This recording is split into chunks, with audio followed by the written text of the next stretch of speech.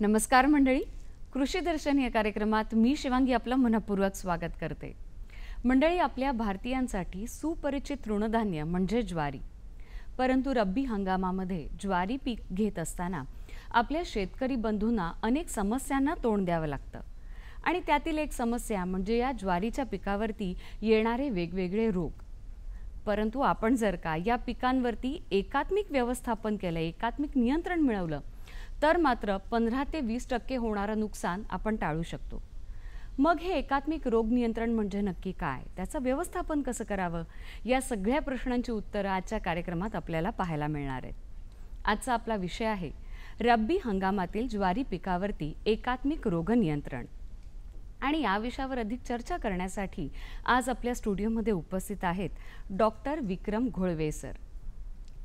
आपल्या पाहुण्यांची थोडक्यात ओळख करून द्यायची म्हणजे वसंतराव नाईक मराठवाडा कृषी विद्यापीठ परभणी येथे ते वनस्पती शास्त्र विभागामध्ये सहयोगी प्राध्यापक म्हणून काम पाहतात। चला तर मग आपण त्यांच्याकडूनच या विषयावर अधिक जाणून घेऊया। नमस्कार सर। नमस्कार। कार्यक्रमामध्ये अगदी मनपूर्वक आपलं स्वागत। धन्यवाद सर। शेती करत असताना खरं तर पिकाचं संरक्षण करणं ही शेतकऱ्याची जबाबदारी असते आणि पीक संरक्षण करत असताना रोगांवरती नियंत्रण करणं हे थोडंसं जिकिरीचं काम असतं। मग याबद्दल आपण काय सांगाल? ज्वारीच्या शेतकरी बंधूंनो, ज्वारीच्या पिकामध्ये पीक संरक्षण हा महत्त्वाचा विषय आहे। त्यातल्या त्यात रोग नियंत्रण हा अत्यंत महत्त्वाचा विषय आहे। त्याच्यामध्ये आपण जर रोग नियंत्रण करायचे असले तर आपण आधी त्याचा रोगाचे निदान, त्याची कारणे, त्याची अवस्था, त्याची तीव्रता ह्या बाबींचा विचार करायला पाहिजे। आणि पीक संरक्षण याचा जर विचार आपण केला तर याची व्याप्ती फार मोठी आहे। त्यामध्ये आपल्याला कीड नियंत्रण केले पाहिजे, तण नियंत्रण केले पाहिजे, परोपजीवी ज्या वनस्पती आहेत त्याच्यामार्फत होणारे नुकसान याचा बंदोबस्त करणे, ह्या गोष्टींचा विचार आपण करतो। पण रोगाचा जर आपण विचार केला तर फक्त रोगांचे जे काही अवस्था आहेत त्याचा विचार करून आपण रोग नियंत्रणचे उपाय सुचवता येतात। परंतु आपण जर का फक्त रब्बी हंगामातील ज्वारीचा विचार केला तर रब्बी हंगामातील ज्वारीवरती साधारण कोणकोणत्या रोगांचा प्रादुर्भाव होऊ शकतो? जर आपण रब्बी ज्वारीचा विचार केला तर रब्बी ज्वारीवरती बुरशीजन्य रोग, जीवाणूजन्य रोग, परोपजीवी वनस्पती यांच्यामार्फत होणारे नुकसान याचा प्रादुर्भाव हा मोठ्या प्रमाणात होतो। परंतु जर आपण महत्त्वाचा विषय केला तर बुरशीजन्य रोग जे आहेत याच्यामधून होणारे नुकसान हे फार मोठे आहे। आणि त्यातल्या त्यात जर बुरशीजन्य रोग आपण विचार केला तर दाणे काणी, मोकळी काणी, नंतर झिपऱ्या काणी, खडखड्या रोग, चिकटा रोग, केवडा रोग, तांबेरा रोग आणि नवीन जो येणारा पोक्का बोईंग ह्या रोगांचा प्रादुर्भाव ह्या बुरशीजन्य रोगामध्ये येतो। जीवाणूजन्य रोग जे आहेत त्याचा जर आपण विचार केला तर अत्यंत नगण्य प्रमाण आहे। त्यामुळे शेतकरी बंधूंना त्याचा चिंता करण्याची काही आपल्याला आवश्यकता नाही आहे। म्हणजे आताच आपण उल्लेख केला की बुरशीजन्य रोगांमुळे हे फार मोठ्या प्रमाणावर नुकसान होतं। हो। तर असे कोणकोणते बुरशीजन्य रोग आहेत त्याबद्दल अधिक सांगा किंवा त्यांची काही लक्षणं आहेत? बुरशीजन्य रोग जे आहेत हे प्रत्येक रोगाचे लक्षण हे वेगवेगळे आहेत। त्यामध्ये दाणे काणी आहे, खडखड्या आहे, नंतर चिकटा आहे, तांबेरा आहे। तर सर्वप्रथम दाणे काणी जो आहे रोग हा काणीचा एक प्रकार आहे। याच्यामध्ये 4 प्रकार येतात: दाणे काणी, झिपऱ्या काणी, लांब काणी आणि मोकळी काणी। तर दाणे काणीचा जर आपण लक्षणाचा विचार केला तर याच्यामध्ये हा रोगाचा प्रसार हा आपल्याला दाण्यामार्फत प्रसार होतो, बियाण्यामार्फत। म्हणजे आपण जेव्हा शेतकरी जे बियाणं पेरतं त्यामार्फत याचा प्रसार हा मोठ्या प्रमाणात होतो। आणि जेव्हा पिकाची वाढ होते तेव्हा कणीस जेव्हा आपलं भरण्याच्या अवस्थेत असतं त्यावेळेस दाण्याच्या ऐवजी त्यात काणीयुक्त दाणे हे भरतात आणि त्याचा रंग जो असतो तो काळा असतो। म्हणून जेव्हा हे दाणे काळे असतात तेव्हा ह्या काळ्या दाण्यामध्ये बुरशीचे असंख्य बीजाणू असतात आणि ते हवेमार्फत हे दुसऱ्या बियाणावरती जातात आणि त्याचा प्रसार हा वाढत जातो। हे जे प्रमुख लक्षणे आहेत। आणि जर आपण याचा उपाय योजनाचा जर विचार केला शेतकरी बंधूंनी तर याचा उपाययोजना करताना आपण जे काही दाणे काणी जा रोग झालेला आहे कणसामध्ये ते कणसे गोळा करून शेतकरी नष्ट करावेत। आणि बियाणे पेरणीपूर्वी एक महत्त्वाचं आहे की बीज प्रक्रियेचा जो आहे त्याचा वापर आपण केला पाहिजे। त्यामध्ये जैविक बीज प्रक्रिया आणि रासायनिक बीज प्रक्रिया ह्या दोन्ही बीज प्रक्रिया जर केल्या तर दाणे काणी हा रोग आपल्याला टाळता येतो। त्यामध्ये गंधकाची जी काही भुकटी आहे ही 300 मेश भुकटीचे 3 ग्राम ते 4 ग्राम प्रति किलो बियाणं जर चोळले तर दाणे काणीपासून आपल्याला शेतकरी बंधूंना प्रादुर्भाव कमी करता येतो. परंतु बुरशीजन्य रोगांचा जर का आपण फक्त विचार करत असू तर सगळे बुरशीजन्य रोग हे एकसारखेच असतात किंवा त्यात काही फरक वगैरे आहे? नाही, प्रत्येक बुरशीजन्य रोग हा वेगवेगळ्या प्रकारचा असतो. जसं मी तुम्हाला सांगितलं दाणे काणीमध्ये दाण्यायुक्त काणी तयार होते, त्याचप्रमाणे दाणे काणीनंतर जो येणारा रोग आहे तो मोकळी काणी आहे. मोकळी काणीमध्ये काय होतं की त्याच्या शब्दामध्ये त्याचं लक्षण दडलेलं आहे की दाणे भरण्याच्या ऐवजी त्यात नुसतेच मोकळे दाणे भरतात आणि त्यामुळं याला आपण मोकळी काणी असे म्हणतो. आणि झिपऱ्या काणी जो आहे, ह्या झिपऱ्या काणीमध्ये लक्षण जे आहे, प्रमुख लक्षण जे आहे की फुलोरा अवस्था असताना जेव्हा दाणे भरायचे असतात त्याच्याऐवजी आपल्या काळ्या केसांसारखा गुच्छ ह्या कणसामध्ये भरतो, त्याला काळा गुच्छ असं समजतात. आणि ते काळ्या गुच्छामध्ये असंख्य बीजाणू रोगाचे असतात आणि त्याच्यामार्फत हा प्रसार होतो. हा सुद्धा बियाणामार्फत पसरणारा रोग आहे. नंतर तिसरा जो प्रकार आहे काणीमध्ये तो आहे लांब काणी. तो लांब काणीमध्ये काय होतं की कणीस हे जसं वाढतं त्याच्यामध्ये लांबट प्रकारचं कणीस होतं आणि जे दाणे आहेत ते निमुळत्या आकाराचे ते आपल्याला दिसायला लागतात. तर हा प्रवृत्तापरण हा काणीमध्ये आहे. साधारण शेतकऱ्यांनी कोणत्या लक्षणांकडे जास्त लक्ष दिलं पाहिजे की जेणेकरून त्यांच्या लक्षात येईल की आपल्या पिकांवरती या रोगाचा प्रादुर्भाव झालेला आहे?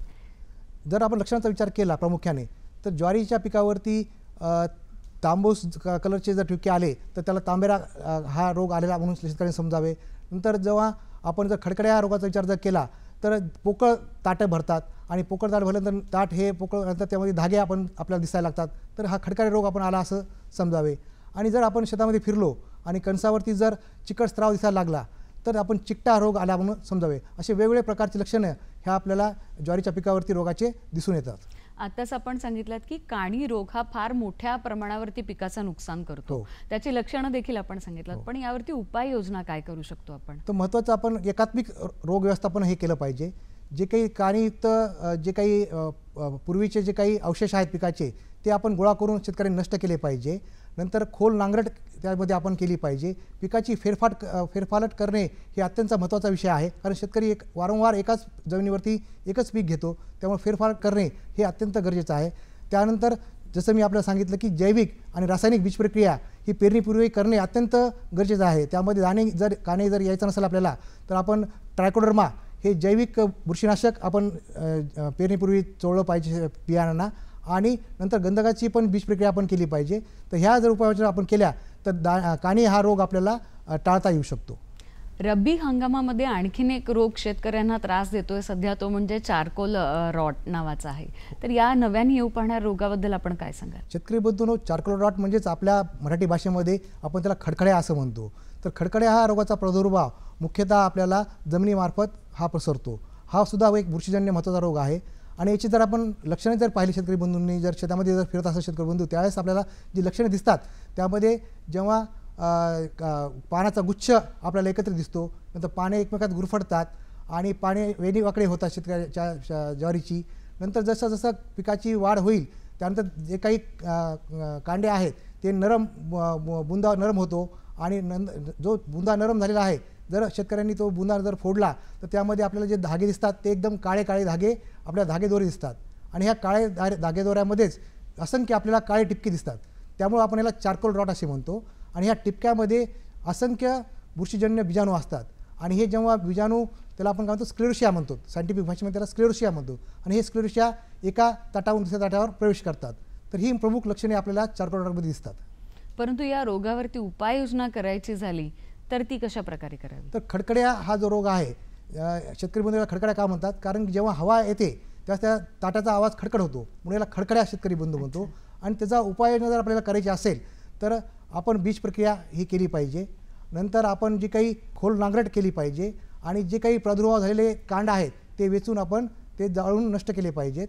आणि दुसरा जो मुद्दा महत्त्वाचा जो आहे की प्रतिकारक्षम ज्या वाण आहेत त्या वाणांचा उपयोग शेतकऱ्यांनी केला पाहिजे. जसं की मराठवाडा कृषी विद्यापीठ परभणी यांनी जे ज्वारीचे परभणी मोती, परभणी सुपर मोती जे काही वाण काढलेले आहेत हे ह्या खडखड्या रोगास प्रतिकारक्षम आहेत, त्या वाणांचा वापर शेतकरी बंधूंनी केला पाहिजे.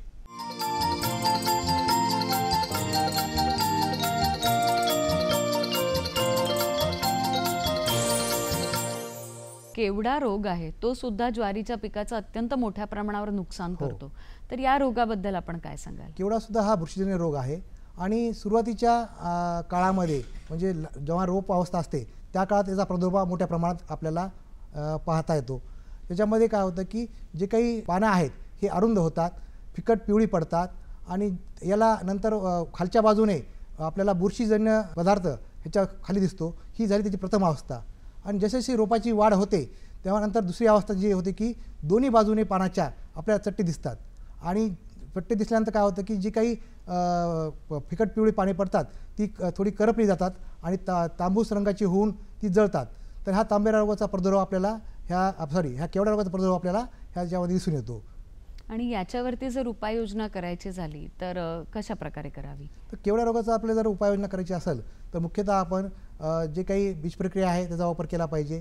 नंतर जे काही अवशेष आहेत रोगग्रस्त अवशेष हे जाळून नष्ट केले पाहिजेत आणि मॅन्कोझेब किंवा डायथेनियम 45 याचा जर आपल्याला बुरशीनाशक जे आहे याची फवारणी आपण 0.25% ह्या प्रमाणात शेतावरती फवारली पाहिजे. तर याचा प्रादुर्भाव आपल्याला टाळता येऊ शकतो. त्याचबरोबर रब्बी हंगामामध्ये शेतकरी बंधू नेहमी तक्रार करतात ती साखरे आणि चिकट्या रोगाबद्दल. तर हे सुद्धा रोगाला अत्यंत त्रासलेले आहे. तर या रोगाची कोणती लक्षणं आहेत? हा सुद्धा एक महत्त्वाचा बुरशीजन्य रोग आहे. त्यामध्ये आपण त्या नावामध्ये त्याला साखरा किंवा चिकटा असं म्हणतो. कारण काय होतं की जेव्हा कणीस हे भरलेलं जातं त्यावेळेस आपल्याला चिकट स्त्राव त्या कणसावरती दिसतो आणि तो स्त्राव आपल्याला मधासारखा असतो. मधासारखा स्त्रावाचे आपल्याला तिथं द्रव दिसतात आणि ह्या मधासारख्या द्रवामध्ये असंख्य बुरशीजन्य बीजाणू असतात आणि हे पूर्ण कणीस आपले गच्च करतात. त्यामुळे याला चिकटा किंवा साखऱ्या रोग असे म्हटले जाते. याची उपाययोजना कशा प्रकारे करावी? जेव्हा आपण याची उपाययोजनेचा विचार करतो शेतकरी बंधू त्यावेळेस आपण याची बीज प्रक्रिया हा एक महत्त्वाचा विषय आहे.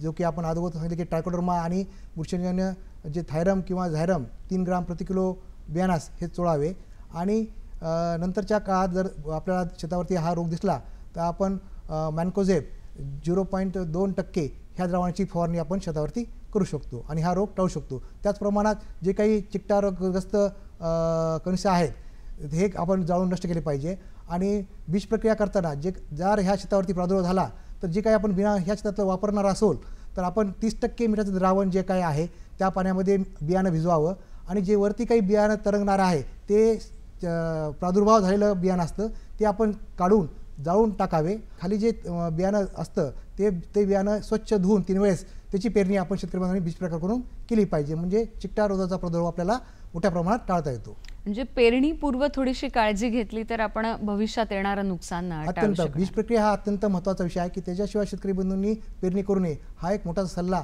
या माध्यमातून आपल्याला देण्यात येतो. नक्कीच सर. त्याचबरोबर आज वर्षानुवर्ष एका रोगाला शेतकरी बंधू त्रस्त आहेत ते म्हणजे ज्वारी पिकावर होणारा करपा हा रोग. तर त्यासाठी काय सध्याच्या काळात नवीन उपाययोजना आहेत? करपा या रोगाच्या लक्षणांचा विचार केला आपण तर पानावरती आपल्याला करपलेले असे लक्षणे दिसतात. त्यामुळे आपण याला करपा असे म्हणतो. हा मुख्यतः बुरशीजन्य रोग आहे आणि जेव्हा पाने हे करपतात त्यावेळेस जे काही कणीस भरण्याची व्यवस्था असे आहे त्याच्यावरती आपल्याला नुकसान आपल्याला होऊ शकतं. आणि याचा जर आपण उपाययोजनेचा जर विचार केला तर आपण जसं म्हणलं की जे काही बुरशीनाशक आहेत याची 1 ते 2 फवारणी जसे मॅन्कोझेब आहे किंवा डायथेनियम 45 आहे हे 0.25% ह्या प्रमाणात 2 ते 3 फवारण्या शेतकऱ्यांनी स्टिकर मिसळून हे आलटून पालटून केल्या पाहिजेत. म्हणजे करपा या रोगाचा प्रादुर्भाव आपल्याला कमी करता येऊ शकतो. सर मगाशी आपण उल्लेख केला तो तांबेरा या रोगाबद्दल. तर या रोगाचा प्रादुर्भाव आपल्याला जर का रोखायचा असेल तर काय उपाययोजना आहेत? तांबेरा जो रोग आहे ह्याची लक्षणं जर आपण पाहिली तर त्याच्या नावातच त्याचे लक्षणं दडलेले आहेत की पानं जे आहे सुरुवातीच्या काळामध्ये याच्यावरती बारीक बारीक असे बुटकुळे येतात आणि ते बुटकुळे तपकिरी कलरचे असतात किंवा तांबड्या कलरचे असतात. म्हणून याला शेतकरी तांबेरा असे रोग संबोधतात. आणि जेव्हा पाण्याच्या खालती आपल्याला आपण पाहिलं तर बुटकुळ्यामध्ये आपल्याला तपकिरी रंगाची पावडर दिसते आणि ही भुकटी जी असते ह्या भुकटीमध्ये बुरशीजन्य रोगाचे असंख्य बीजाणू असतात आणि हे हवेमार्फत एका झाडावरून दुसऱ्या झाडावर पसरतात. त्यामुळं तांबेरा जेव्हा आपण विचार करतो त्याचा आपल्याला जेव्हा उपाययोजना जेव्हा आपण करणार आहोत त्यामध्ये मुख्यतः आपण त्याची बीज प्रक्रिया हा महत्त्वाचा विषय आहे. आणि नंतर जो आपण विचार करणार आहोत त्याचा की पुढच्या काळामध्ये जर हा रोग आपल्याला जास्त आढळून आला तर जे काही अवशेष आहेत ते अवशेष आपण गोळा करून नष्ट केले पाहिजेत आणि जे काही बुरशीनाशक आहेत त्याची फवारणी वारंवार आपण 2 ते 3 वेळेस आलटून पालटून जर केली तर तांबेरा ह्या रोगाचा प्रादुर्भाव आपल्याला टाळता येतो. त्यामध्ये जर कार्बोनेझेम आहे, मॅन्कोझेब आहे ह्या बुरशीनाशकाचा वापर जर आपण केला तर तांबेराचा प्रादुर्भाव आपल्याला फार प्रमाणात कमी करता येऊ शकतो.